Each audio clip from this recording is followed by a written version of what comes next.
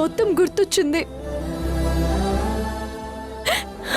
Please కొంచెం control చేసుకోండి.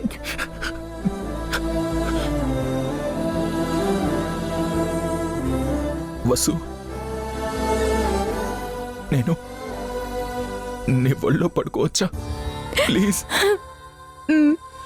ఉంటాలే ఉంటాలే నీ వెంటే ఉంటాలే, ఏనాడైనా ఎప్పటికైనా నీతో ఉంటాలే.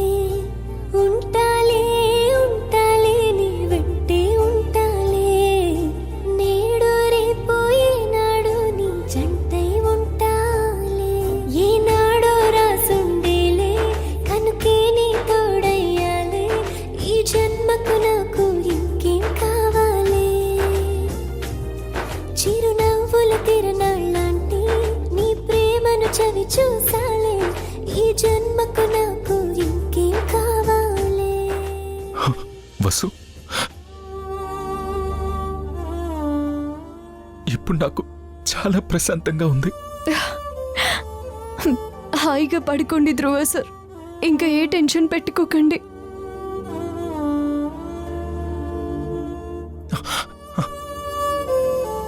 వసు, వసు, ఇప్పుడు నేను పడుకోను. నేను పడుకుంటే ఇది కల అయిపోతే ఆ? వద్దు, నేను పడుకోను. ధ్రువ సార్, నేను మీ ముందే ఉన్నాను, ఎక్కడికి వెళ్ళను. ఇది కల కాదు, నిజం. నిజమే కదా? ఒక్క మాట విను.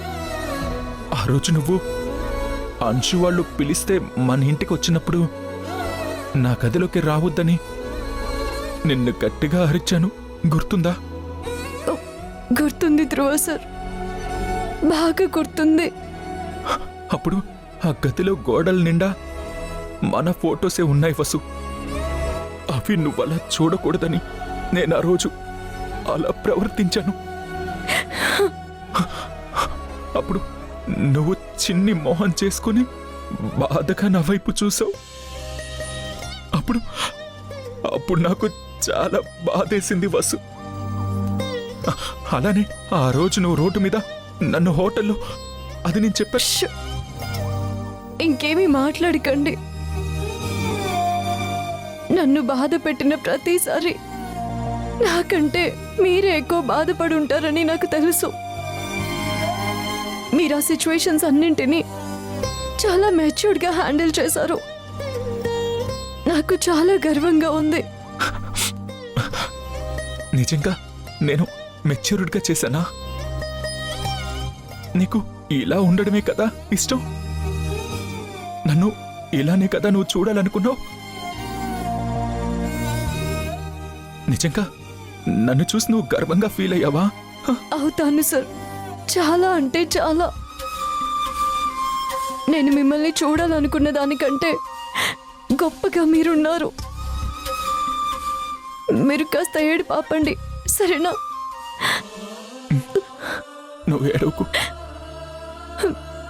కాసేపు కళ్ళు మూసుకొని పడుకోండి, నేను మీ పక్కనే ఉంటాను, ఎక్కడికి వెళ్ళను.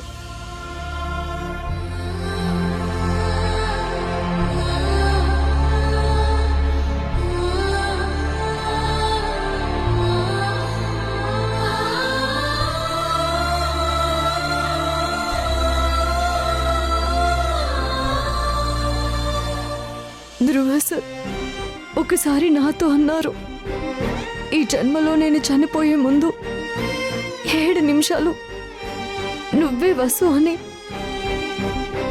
ఇప్పుడు నేను చెప్తున్నాను, నాకు 7 జన్మల్లోనూ ఆ 7 నిమిషాలు మీరే కావాలి, ఇంకేమీ వద్దు. మీరిలా నాతో ఉంటే చాలు చాలు.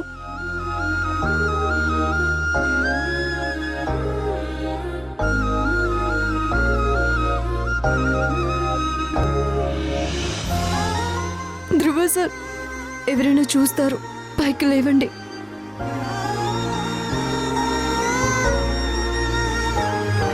కానీ ఈ విషయం మా నాన్నకి తెలియకూడదు. తన అసలు స్వరూపం బయట పెట్టే వరకు ఈ నిజం మనతోనే ఉండాలి సార్. నేను మహిళలాగే ఉండాలి.